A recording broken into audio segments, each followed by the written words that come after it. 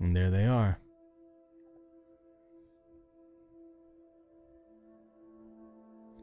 I think at this point, they've been watching me, you know?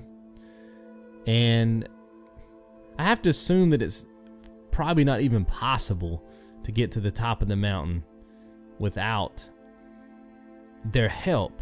You know what I'm saying? Because you're going to see this in a second. We have this huge place we have to fly to. And I think they just wanted to see if I can make it this far. You know what I'm saying? And they know that I done all I can do. I didn't quit. You know, I didn't die like the others. I made it.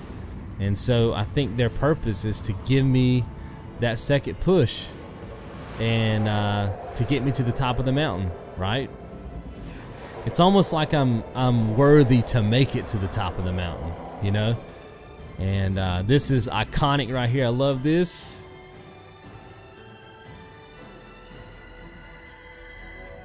Boom, look at that. Music's gonna kick back in. And like I said, this is truly my favorite part of the game, but you know, I think it was back in like episode 3 or 4 we were you know, sand surfing. That's I guess you could say that's my favorite part of the game. That's not the ending, right? But this is just cool. No enemies, just flight. And you know, flying is one of those things that you have been able to do throughout the game, but not necessarily consistently. Like when you were in the desert, you know, you might grab a couple of scarf buddies and you would get your scarf power up and then you would fly, but then you'd be out until you walked a couple of yards or whatever, and then you got some more. But this is where you pretty much can fly the entire time if you wanted to. You know what I mean? And that's really the most freeing experience you can have in this game, is flying. And that's the reason why you have a scarf. And then, you know, all the other little scarf creatures fly and dance around you, and it's just, I don't know, it's an amazing experience, especially when you play it. Like, it's one thing to watch it, but if you've never played it, trust me, that is completely unique. And the first time I played this game, I'm not gonna lie, man, I didn't cry, but I felt like I could cry. It was that emotional. And how a game got me that invested without ever talking to me or showing me a tutorial, you know, aside from tilting your controller, is beyond me. No text, no dialogue. Listen to this music. Boom. Opens up. Ah. It's just beautiful, man. Ah, so good. Just when you think you're about out of scarf power, you know, a little animal will come up and help you. This is actually me. I was actually coming over here thinking that maybe there was a like an artifact or something over here, maybe, just because that was kind of over here by itself. And I remember the first time I played, I was like, I really want to go back when I get to that portion and see what's over there, but there was nothing over there.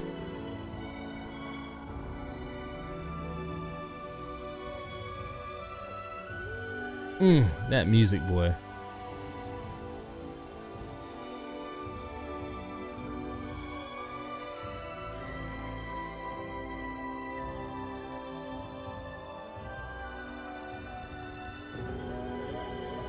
And I turn gold again because I'm just bathing in these artifacts and the sun and just soaking it all in, you know?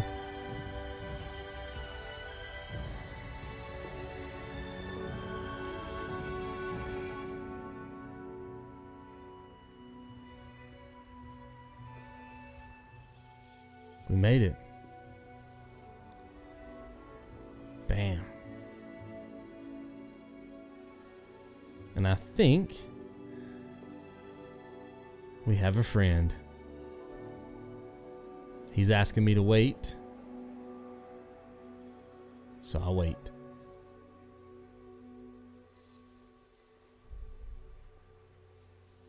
And we make the rest of the climb together.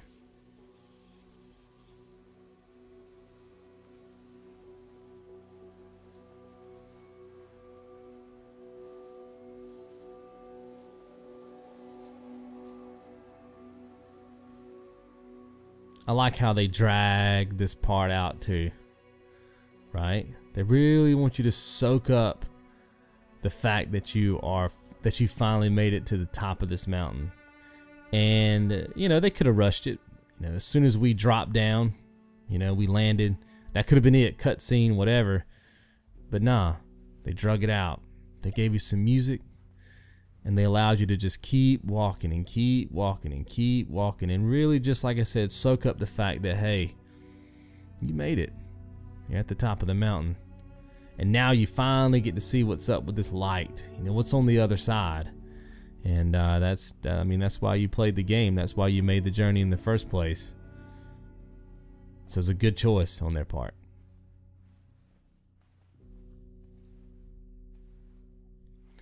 The game also slows down right here. You can't walk as fast. Music kicks in again. Different theme. Slower and slower and slower into the light.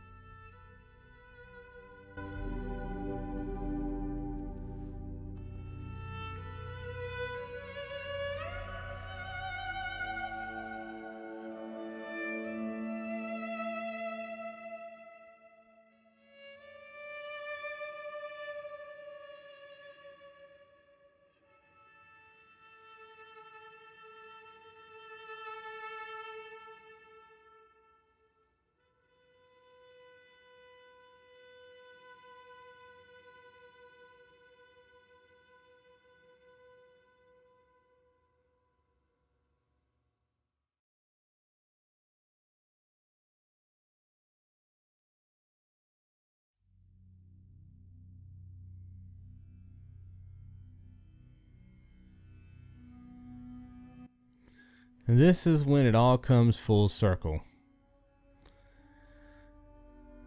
This is when it starts to make a little bit of sense for me. Because now we become a star. Right? A shooting star or a floating artifact. And you guys remember... Oh, I love this music too. You guys remember, like in episode 2 or 3, there was a star coming out of the mountain. And remember, we looked at it as it crossed overhead, and it was going back to the beginning of its journey. And I didn't know what it was, but I think it's somebody who completed the journey that is now going back to help somebody else complete their journey. You see right there is a character looking at us across the sky, and they don't know what we are, but as they complete their journey, they become a star. And it's like they're being rebirthed back at the beginning of the journey again. But now they know, you know, it's like now I guess as a character, as in real life, as me, I know things that I didn't know before. You know, I know where certain artifacts are. I know how to get to the top of this tower.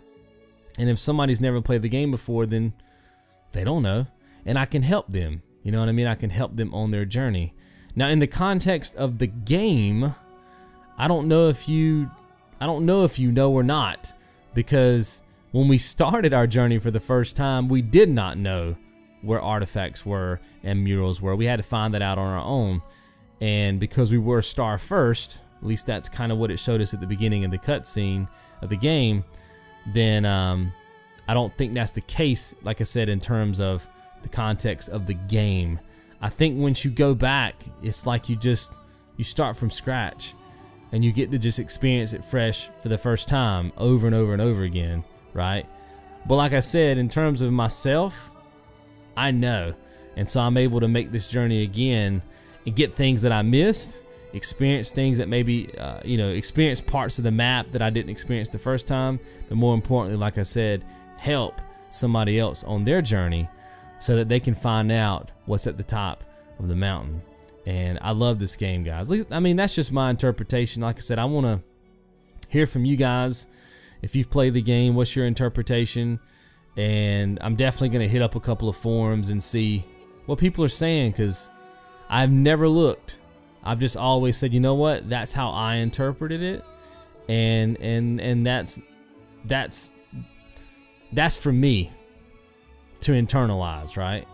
But I think at this point I'm ready to go and kind of see what other people are saying, even if it means that my assumptions are incorrect, which could be.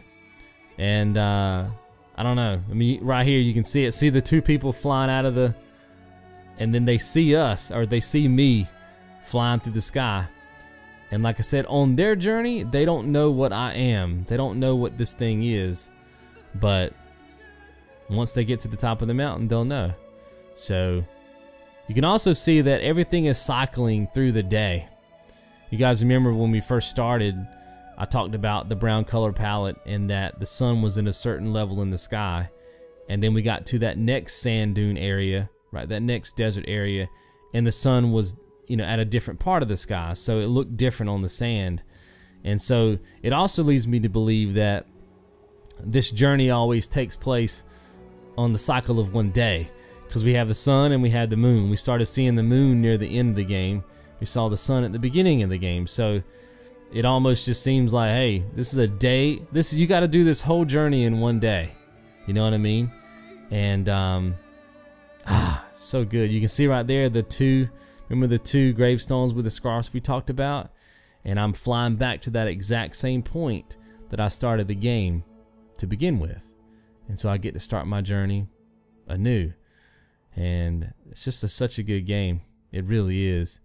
And now you can see it's nighttime, and I'm on this side again, right? I'm on this side of the sand dune again, and I'm looking at the mountain, and that's where you meet your character for the first time.